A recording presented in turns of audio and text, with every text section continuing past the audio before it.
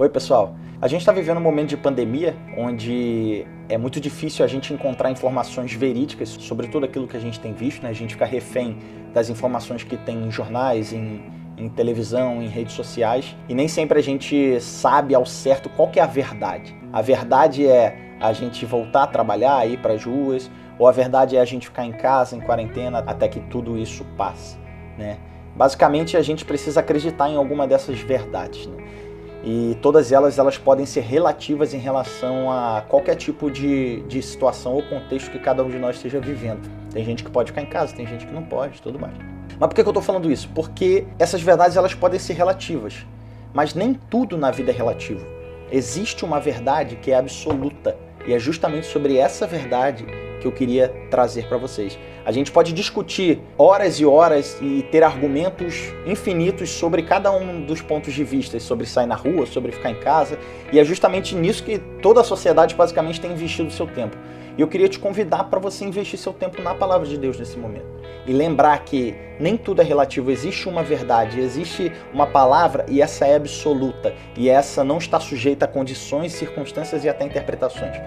E aí lá em João capítulo 8, no versículo 31, Jesus está batendo um papo, né? Jesus está conversando com os judeus daquela época, e eles eram fariseus e eram mestres da lei, então eles tinham toda a lei dentro de si, eles acreditavam que tinham uma verdade absoluta, quando na verdade eles relativizavam a verdade de Deus para se conformar aos desejos do coração deles. E aí, em um dado momento, no meio dessa discussão, desse debate, dessa apresentação que Jesus está fazendo, ele fala o seguinte no versículo 31. Disse, pois, Jesus aos judeus que haviam crido nele. Olha só. Se vós permanecerdes na minha palavra, sois verdadeiramente meus discípulos, e conhecereis a verdade, e a verdade vos libertará.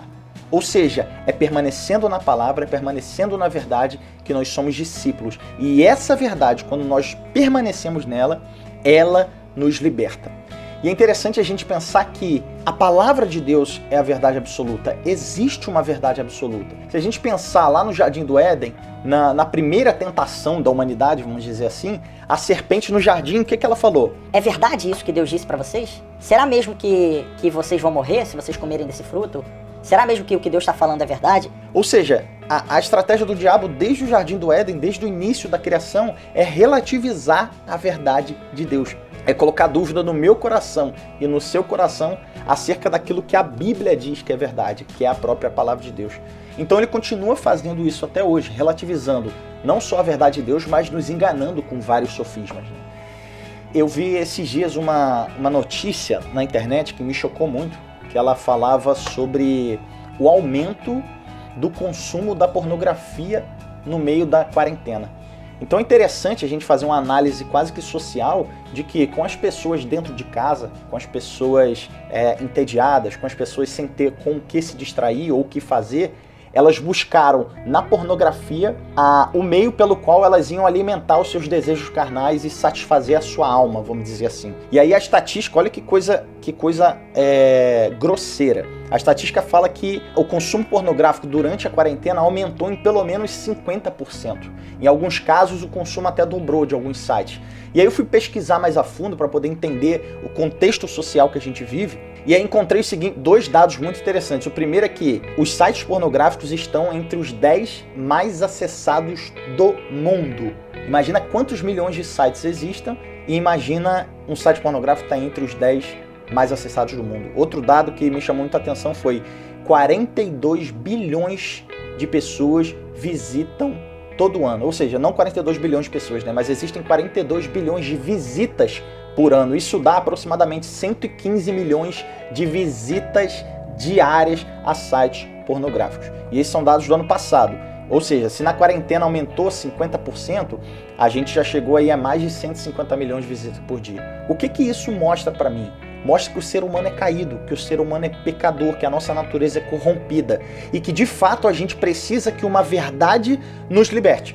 E aí essa é a pergunta que os judeus fizeram para Jesus. Mas Senhor, a gente vai ser liberto de quê?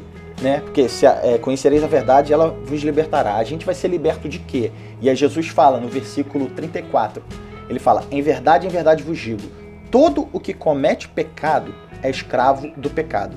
O escravo não fica para sempre na casa, o filho sim, para sempre. Se, pois, o filho vos libertar, verdadeiramente sereis livres. Então o que ele está falando? Que nós seremos livres de quem? Do pecado, livres de nós mesmos, livres da nossa natureza corrompida. E essa liberdade, essa libertação, ela só é possível através da verdade de Jesus, a única verdade absoluta que existe. Então, eu não vou viver uma vida que Deus tem para mim enquanto eu considerar que a palavra de Deus é apenas uma sugestão para a maneira que eu vivo.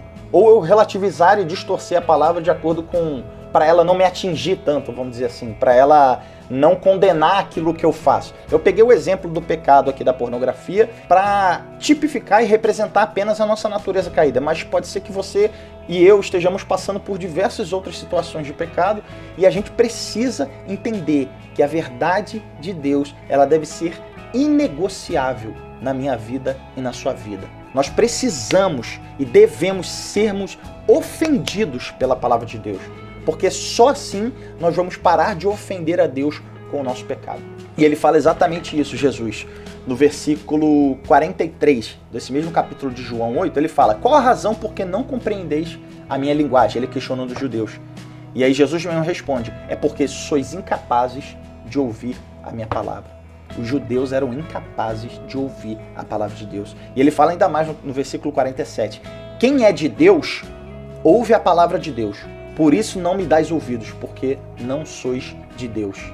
Quem é de Deus, ouve a palavra de Deus. Quem é de Deus, obedece a palavra de Deus.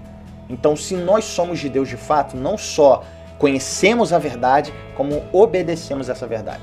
E essa é a convocação e o convite que eu queria fazer para você hoje. Conheça a verdade.